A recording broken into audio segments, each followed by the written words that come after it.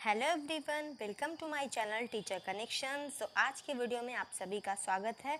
आज हम एनसीईआरटी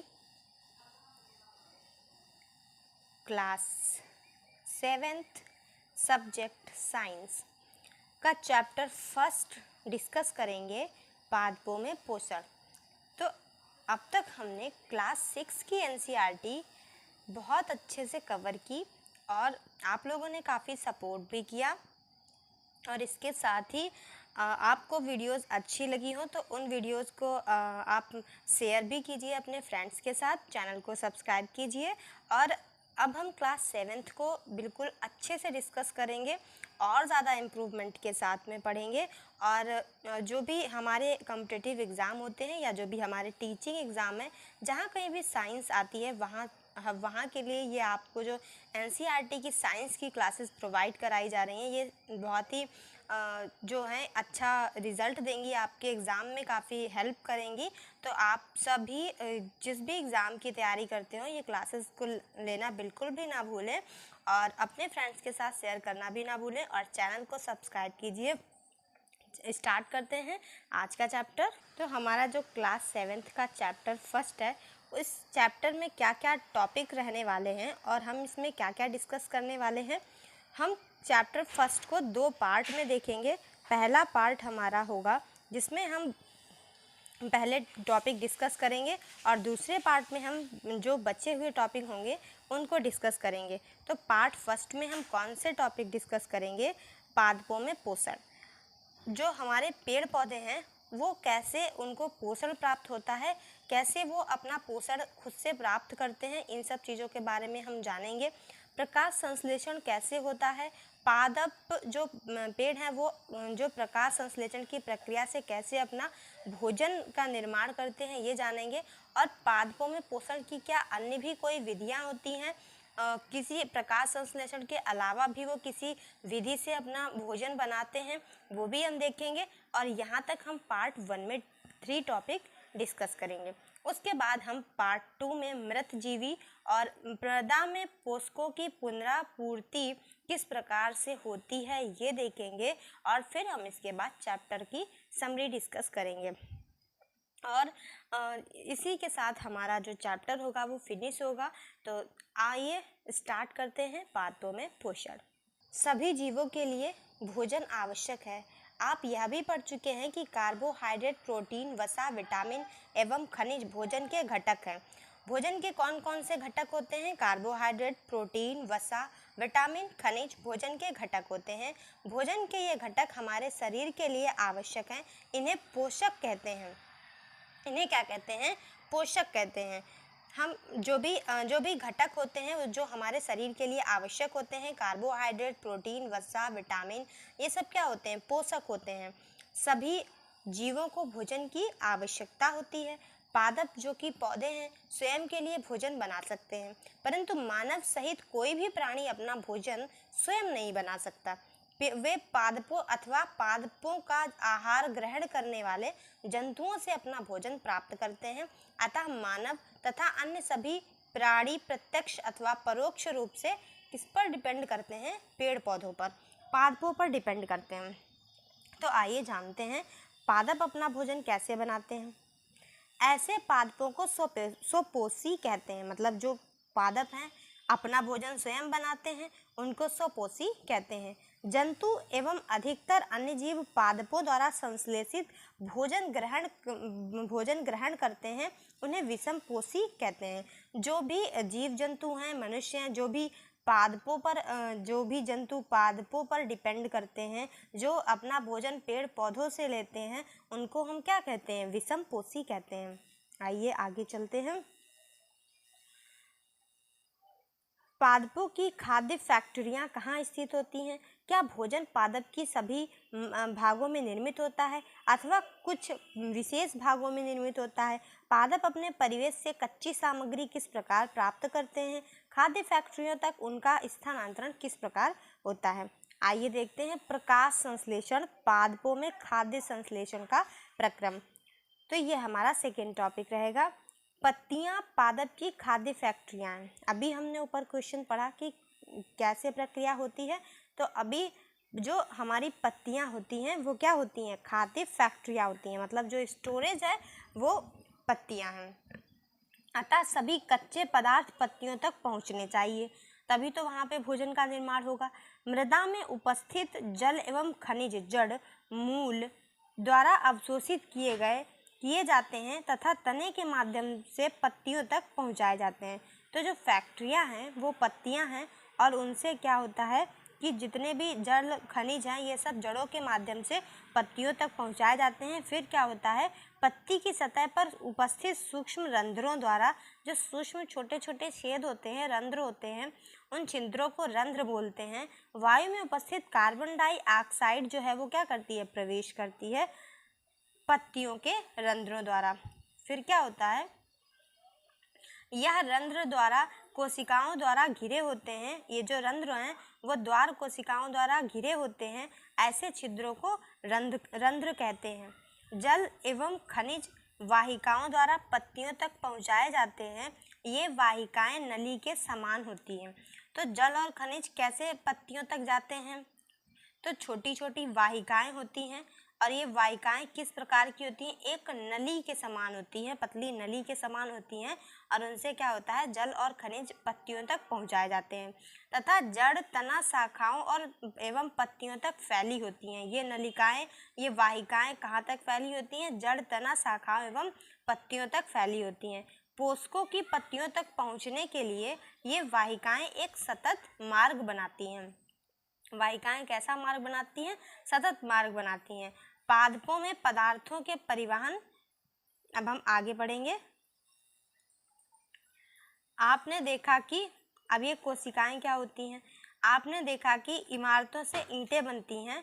इसी प्रकार सजीवों का शरीर सूक्ष्म इकाइयों से बनता है जो कोशिका कहलाती हैं। कोशिकाओं को सूक्ष्मदर्शी द्वारा देखा जा सकता है। कुछ जीव मात्र एक कोशिका के बने होते हैं। कोशिका एक पतली बाह्य संरचना द्वारा घिरी होती है जिसे कोशिका झिल्ली कहते हैं। तो जैसे हमारा घर एक एक ईंट से मिलकर के एक दीवार बनती है, फिर कई सारी दीवारों से मिलकर के एक घर बनता है, तो उसी तरीके से ये कोशिका होती हैं। छोटी छोटी कोशिकाओं से मिलकर के क्या होता है, छोटी छोटी कोशिकाओं से मिलकर के एक संरचना बनती है और जिसे कोशिका झिल्ली कहते हैं। इसमें केंद्र में स्थित एक सुस्पष्ट संरचना भी होती है जो केंद्रक कहलाती है। केंद्रक चारों ओर से जेली के समान एक पदार्थ से घिरा होता है।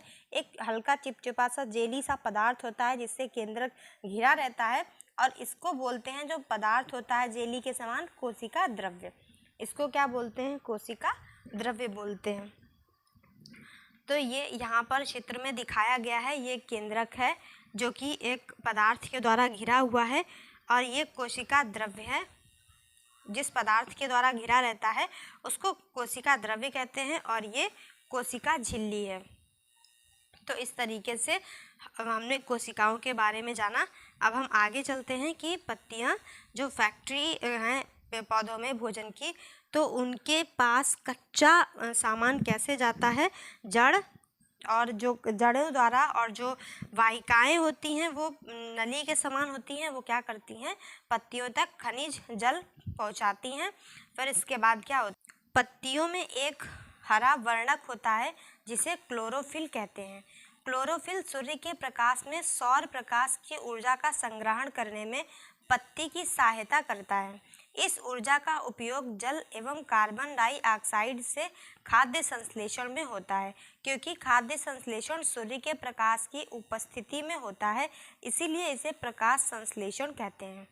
तो प्रकाश संश्लेषण किसे कहते हैं, जो अब पत्तियों तक जब सारी चीज़ें पहुंच जाती है, फिर उसके बाद में क्लोरोफिल एक पदार्थ होता है जिसके कारण पत्तियां हरी होती हैं। इसी क्लोरोफिल को एक और नाम से जानते हैं, उसको बोलते हैं हरित लवक। हरित लवक भी कहते हैं। अब क्या होता है, क्लोरोफिल सूर्य के प्रकाश में की ऊर्जा का संग्रहण करने में पत्ती की सहायता करता है। क्लोरोफिल का क्या काम है, जो सूर्य का प्रकाश है उसको संचित करती है पत्तियों में, और फिर क्या होता है, इस ऊर्जा का उपयोग जल एवं कार्बन डाइऑक्साइड से खाद्य संश्लेषण में होता है। यही ऊर्जा से क्या होता है, भोजन का जो संश्लेषण होता है वो होता है क्योंकि खाद्य संश्लेषण सूर्य के प्रकाश की उपस्थिति में होता है और इसी पूरी प्रोसेस को क्या बोलते हैं, प्रकाश संश्लेषण बोलते हैं। तो हमने क्या देखा कि क्लोरोफिल सूर्य का प्रकाश कार्बन डाइऑक्साइड एवं जल प्रकाश संश्लेषण के लिए आवश्यक है। तो कौन कौन सी चीज़ें प्रकाश संश्लेषण के लिए आवश्यक हैं? क्लोरोफिल, सूर्य का प्रकाश, कार्बन डाइऑक्साइड, जल प्रकाश संश्लेषण के लिए आवश्यक है। इस पृथ्वी पर एक अद्वितीय प्रक्रम है। पत्तियों द्वारा सौर ऊर्जा संग्रहित की जाती है तथा पादप में खाद्य के रूप में संचित हो जाती है। अतः सभी जीवों के लिए सूर्य ऊर्जा का चरम स्रोत है। मतलब सूर्य क्या है, सभी जीवों के लिए ऊर्जा का स्रोत है। क्या आप कल्पना कर सकते हैं कि प्रकाश संश्लेषण नहीं होगा तो क्या होगा? जब प्रकाश संश्लेषण नहीं होगा तो पौधे भोजन नहीं बना पाएंगे और पौधों पर सभी जीव जंतु निर्भर करते हैं, तो इससे क्या होगा, जीवन पर संकट होगा। प्रकाश संश्लेषण ना होने की स्थिति में खाद्य उपलब्ध नहीं होगा और सभी जीवों का अस्तित्व प्रत्यक्ष अथवा परोक्ष रूप से पादपों पर ही निर्मित भोजन पर निर्भर करता है। इसके अतिरिक्त सभी जीवों के लिए परमावश्यक ऑक्सीजन भी प्रकाश संश्लेषण के दौरान निर्मित होती है। प्रकाश संश्लेषण की अनुपस्थिति में पृथ्वी पर जीवन की कल्पना असंभव है। प्रकाश संश्लेषण के दौरान पत्ती की क्लोरोफिल युक्त कोशिकाएं सूर्य के प्रकाश की उपस्थिति में कार्बन डाइऑक्साइड, जल से कार्बोहाइड्रेट का संश्लेषण करती हैं। इस प्रक्रम को निम्न समीकरण द्वारा देख सकते हैं। तो जब ये प्रकाश संश्लेषण की प्रक्रिया होती है तो जल से कार्बोहाइड्रेट का संश्लेषण भी करती हैं और ऑक्सीजन भी मुक्त करती हैं। तो ये किस तरीके से होता है? कार्बन डाइऑक्साइड प्लस जल लेते हैं, सूर्य का प्रकाश मिलता है, क्लोरोफिल उपस्थित होता है और कार्बोहाइड्रेट उत्पाद के रूप में हमें प्राप्त होता है और ऑक्सीजन मुक्त होती है। तो क्या होता है, जब प्रकाश संश्लेषण की प्रक्रिया होती है, कार्बोहाइड्रेट और ऑक्सीजन हमें उत्पाद के रूप में मिलता है और ऑक्सीजन ही हम सबके लिए, सभी जीवों के लिए, जितने भी मनुष्य जंतु ऑक्सीजन लेते हैं तो इसी प्रक्रिया से हमें ऑक्सीजन मिलती है। इस प्रक्रम में ऑक्सीजन निर्मुक्त होती है। कार्बोहाइड्रेट अंततः पत्तियों में मंड स्टार्च के रूप में संचित हो जाता है। तो जब भी प्रकाश संश्लेषण की प्रक्रिया होती है तो हमें उत्पाद के रूप में दो चीज़ें प्राप्त होती हैं, पहली कार्बोहाइड्रेट, दूसरी ऑक्सीजन। और फिर कार्बोहाइड्रेट कहाँ रहती है? कार्बोहाइड्रेट पत्तियों में स्टार्च के रूप में संचित हो जाती है। अब हम इसे चित्र के द्वारा समझते हैं। क्लोरोफिल और ये रही द्वार कोशिकाएं, ये एक पत्ती का चित्र है, ये रंध्र हैं। तो इस प्रकार से क्लोरोफिल उपस्थित रहता है और ये छोटे छोटे रंध्र हैं और यहाँ पर भी एक पत्ती को काट करके दिखाया गया है। इस तरीके से ये द्वार कोशिकाएं होती हैं। तो द्वार कोशिकाएं, रंध्रीय द्वार, जो एक पत्ती में एक काट है उसकी पत्ती की, यहाँ पर दिखाया गया है। आगे देखते हैं। पत्ती में स्टार्च की उपस्थिति प्रकाश संश्लेषण का प्रक्रम संपन्न होना दर्शाता है। पत्ती में जब स्टार्च की उपस्थिति है तो इसका मतलब है जो प्रकाश संश्लेषण की जो प्रक्रिया है वो पूरी तरह से संपन्न हो चुकी है। स्टार्च भी एक प्रकार का कार्बोहाइड्रेट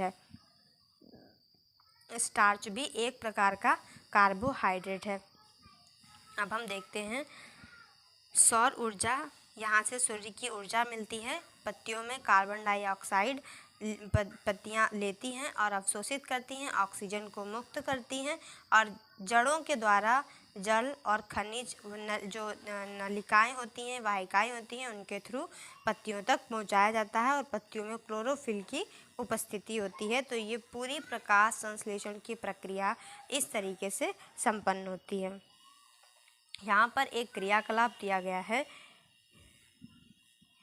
पत्तियों के अतिरिक्त पादपों के दूसरे हरे भागों जैसे कि हरे तने एवं हरी शाखाओं में भी प्रकाश संश्लेषण होता है।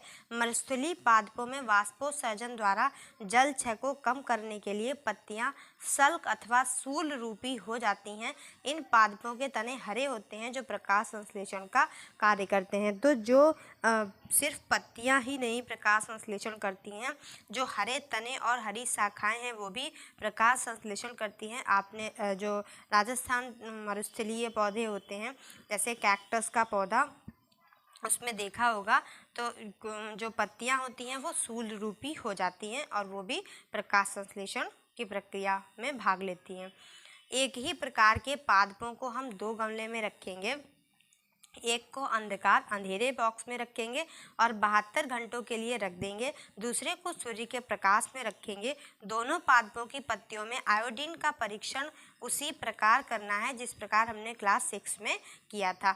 आपने अब जो भी अवलोकन हम करेंगे उसको नोट डाउन करेंगे। अब उस गमले को जिसे आपने अंधेरे में रखा था 3-4 दिन, 72 घंटे का मतलब 3 दिन के बाद 3-4 दिन के लिए सूर्य के प्रकाश में रख देंगे। अब पुनः इसकी पत्ती पर आयोडीन का परीक्षण करेंगे। अपने परीक्षण को नोटबुक में लिखेंगे। तो हमने क्या परीक्षण किया? हरी पत्तियों के अतिरिक्त अन्य वर्ण की जो पत्तियां हैं उनमें भी क्लोरोफिल होता है, परंतु इन पत्तियों में उपस्थित लाल, भूरे अथवा अन्य वर्णक क्लोरोफिल के हरे रंग का प्रक्षालन कर देते हैं। तो देखना हमें ये है कि जो हमने जो पत्तियां थी जो हमने पहले अंधेरे में रखी थी, जब हम उस पर आयोडीन को डालेंगे तो उस पत्ती का कलर हमको कैसा मिलता है, और जो पत्ती हम सूर्य के प्रकाश में रखेंगे तो उस पर जब हम आयोडीन डालेंगे तो उसका कलर फिर कैसे होता है। तो जो और भी कलर की पत्तियां होती हैं जिनमें हमें लगता है कि हरे कलर की नहीं है, वो अन्य किसी रंग की है, तो क्या उनमें भी क्लोरोफिल होता है? तो उनमें भी क्लोरोफिल होता है और दूसरे जो रंग होते हैं वो उनके हरे रंग को ढक लेते हैं। इन पत्तियों में भी क्या होता है? प्रकाश संश्लेषण होता है। आपने गीली दीवारों पर तालाब अथवा ठहरे हुए जलाशय में हरे अपवंकी काई जैसे जो पादप होते हैं उनको देखे होंगे। ये सामान्यतः कुछ जीवों की वृद्धि के कारण बनते हैं जिन्हें हम शैवाल कहते हैं। तो जो हमारे तालाब और दीवारों पर जो ये काई जैसे पादप हो जाते हैं इन्हें हम क्या कहते हैं? शैवाल कहते हैं। तो ये हैं वो अलग अलग रंग की पत्तियाँ, जैसे कि पर्पल है, येलो है, और भी जो कलर की पत्तियां हैं इनमें भी प्रकाश संश्लेषण की प्रक्रिया होती है। इनमें भी क्लोरोफिल उपस्थित होता है। ऐसा नहीं है कि ये अलग कलर की है, हरा रंग नहीं है तो ये इनमें प्रकाश संश्लेषण नहीं होता है। इनमें क्या होता है? प्रकाश संश्लेषण, जो ये हरा रंग होता है ये, और जो ऊपर से कलर है ये उसको हरे रंग को ढक लेते हैं। आगे देखते हैं। क्या आप कल्पना कर सकते हैं कि इनका रंग हरा क्यों होता है? इनमें क्लोरोफिल होता है जिसके कारण ये हरे रंग के दिखाई देते हैं। शैवाल भी प्रकाश संश्लेषण द्वारा अपना भोजन स्वयं बनाते हैं। पादपों में कार्बोहाइड्रेट के अतिरिक्त अन्य खाद्यों का संश्लेषण। क्या पादपों में कार्बोहाइड्रेट के अतिरिक्त अन्य खाद्यों का भी संश्लेषण होता है?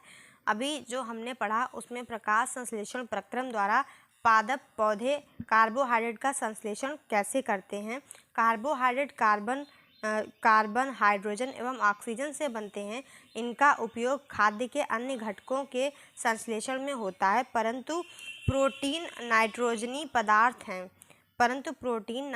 पदार्थ हैं जिनमें कार्बन, ऑक्सीजन एवं हाइड्रोजन के अतिरिक्त नाइट्रोजन भी होती है। तो जो प्रोटीन नाइट्रोजनी पदार्थ हैं उनमें कार्बन, ऑक्सीजन एवं हाइड्रोजन के अतिरिक्त नाइट्रोजन भी होती है। पादपों को नाइट्रोजन कहाँ से प्राप्त होती है? याद कीजिए, वायु में नाइट्रोजन गैसीय अवस्था में प्रचुर मात्रा में पाई जाती है। तो अब पौधों में नाइट्रोजन कहाँ से प्राप्त होती है?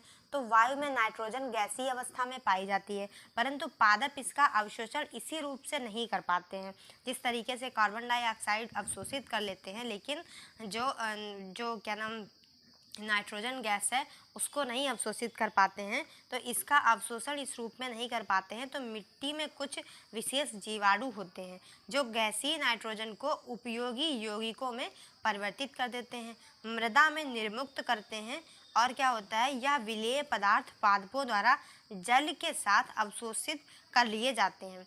असंभवतः आपने देखा है कि किसान अपने खेतों में उर्वरक तथा खाद डालते हैं जिनमें नाइट्रोजनी पदार्थों की प्रचुर मात्रा होती है। इस प्रकार अन्य संगठकों के साथ पादपों को की नाइट्रोजन की जो आवश्यकता होती है वो भी पूरी हो जाती है। इसके पश्चात पादप खाद्य के अन्य संगठकों जैसे कि प्रोटीन एवं वसा का संश्लेषण भी करते हैं। तो जो हमारा थर्ड टॉपिक है, अभी हमने देखा कि पादपों में कार्बोहाइड्रेट के द्वारा क्या होता है, नाइट्रोजन की, पादपों में कार्बोहाइड्रेट के साथ साथ नाइट्रोजन की भी जो नाइट्रोजन है उसकी भी आवश्यकता होती है।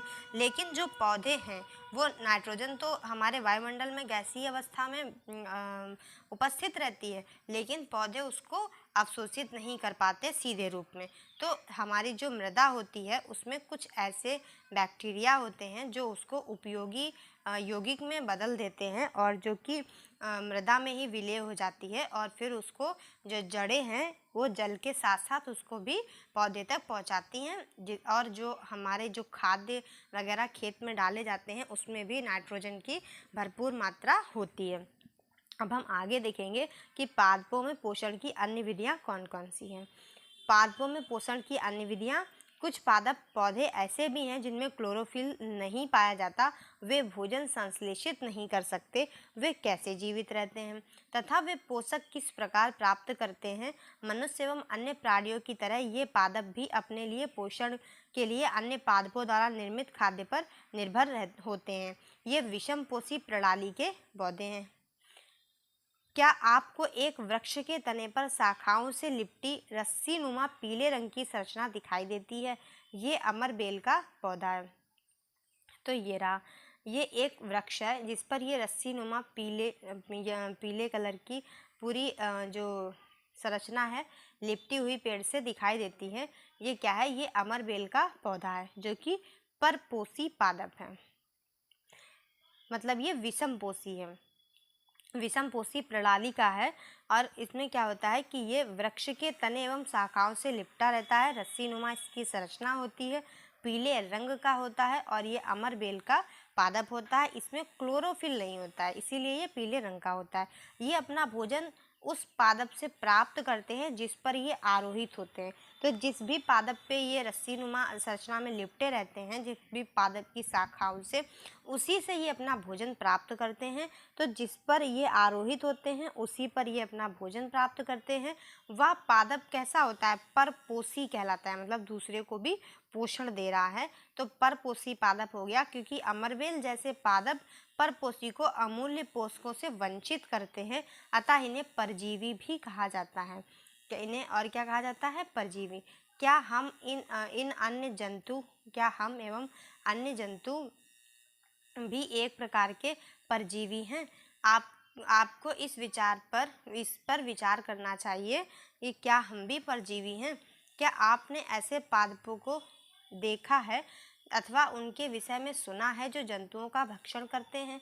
कुछ ऐसे भी पेड़ होते हैं जो कीटों को पकड़ते हैं तथा उन्हें पचा जाते हैं। यह विस्मयकारी नहीं है। ऐसे पौधे हरे एवं अन्य किसी रंग के हो सकते हैं। ये पादप जो है वो घड़े के समान दिखाई देने वाली संरचना वास्तव में उसकी पत्ती का रूपांतरित भाग है। पत्ते का शीर्ष भाग घड़े का ढक्कन बनाता है और घड़े के अंदर अनेक रोम होते हैं जो नीचे की ओर ढलके रहते हैं, अर्थात अधोमुखी होते हैं। जब कोई कीड़ा घड़े में प्रवेश करता है तो यह उसके रोमों के जो रोम होते हैं उसके बीच क्या होता है? फंस जाते हैं और घड़े में उपस्थित पाचक रस द्वारा कीटों का पाचन हो जाता है। कीटों का भक्षण करने वाले ऐसे पादपों को कीट भक्षी पादप कहते हैं। वीनस फ्लाई ट्रैप सैंड्यू कीट भक्षी पादपों के दो अन्य उदाहरण हैं। देखिए, ये घटपर्णी का पौधा है जिसको हम लोग पिचर प्लांट भी बोलते हैं। इसकी पत्तियां क्या होती हैं, रूपांतरित होकर एक घड़ेनुमा संरचना का आकार ले लेती हैं। फिर क्या होता है, ये पौधा कीटभक्षी पौधा है और इसके जो यहाँ पर जो पदार्थ होता है वहाँ पर जो कीड़ा होते हैं वो बैठते हैं और उसमें उसके रोम होते हैं वो उसमें फंस जाते हैं और ये ढक्कन क्या होता है, बंद हो जाता है, तो ये पचा जाता है कीड़ों को। तो ये पिचर प्लांट या इसको घटपर्णी का पौधा कहते हैं। और भी इसके दो उदाहरण है, वीनस फ्लाई ट्रैप और सैंड्यू का पादप।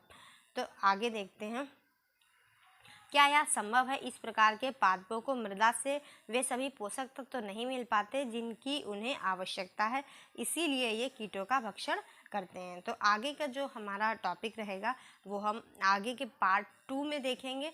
आई होप आपको ये क्लास अच्छी लगी होगी। Thanks for watching. चैनल को सब्सक्राइब कीजिए, लाइक कीजिए एंड शेयर कीजिए। मिलते हैं नेक्स्ट पार्ट में।